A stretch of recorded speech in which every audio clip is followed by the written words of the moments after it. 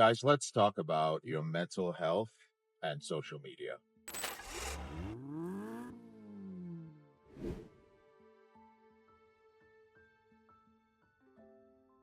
Some of you should not be on social media.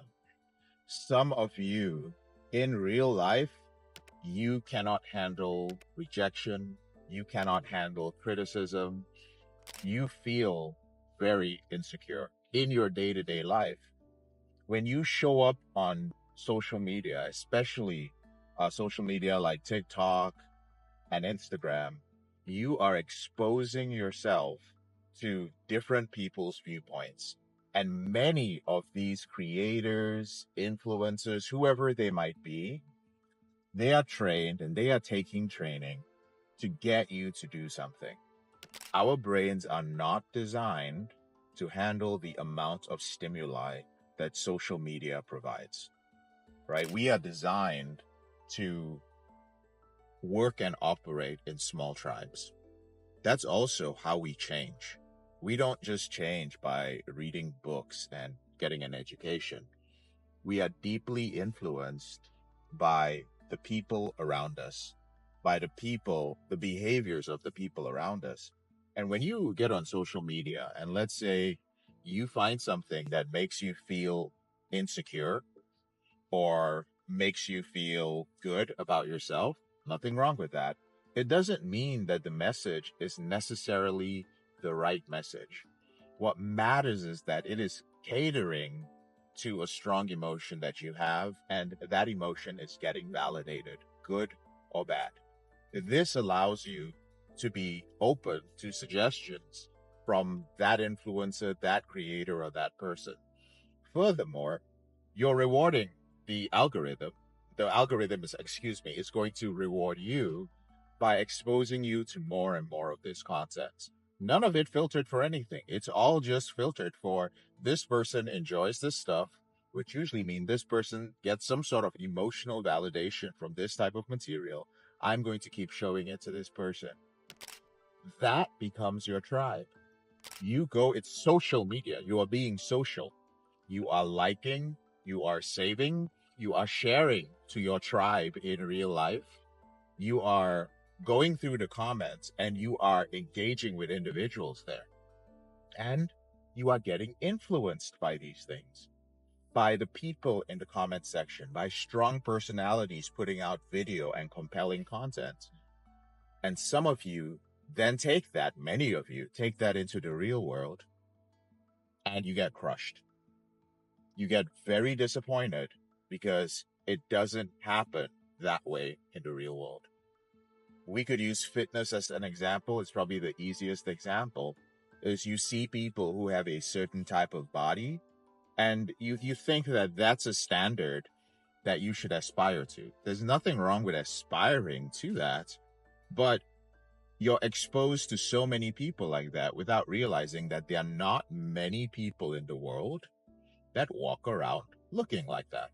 I'm not saying you shouldn't be fit, you shouldn't have a six-pack, you shouldn't look good. I'm just saying you could see some guy or some girl from Italy, then you see someone from China, then you see another person from Scottsdale, Arizona. But in your mind, they're all in one place. In your mind, you're just like, they all exist in the world to me. They're all on this phone, so everybody looks like that. You're actually just looking at the 1% or the top 10% that the algorithm is rewarding because they look unusual.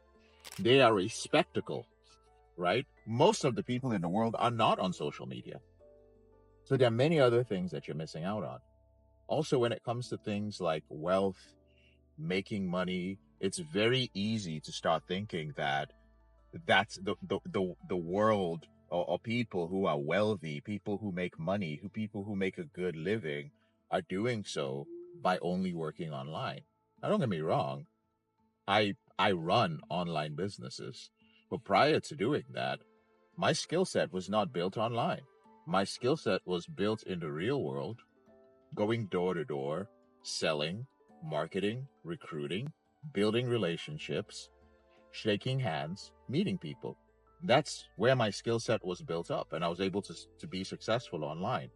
A lot of people will look at other people online and go like, you know what, I'm going to start something online, or I'm going to follow what this person says because they make it look good, right? Let's talk about that for a second too, right? All the flash, the cars, all of this stuff, it's most of it, gentlemen and ladies, is not real. I speak not just from, I'm not just a random person speaking. I run an addiction recovery company, and I work with a lot of successful people, right, who have compulsive behaviors with sex, with pornography, and a few other things I can't even mention. But we offer a discreet service, which means that a certain type of person comes to us.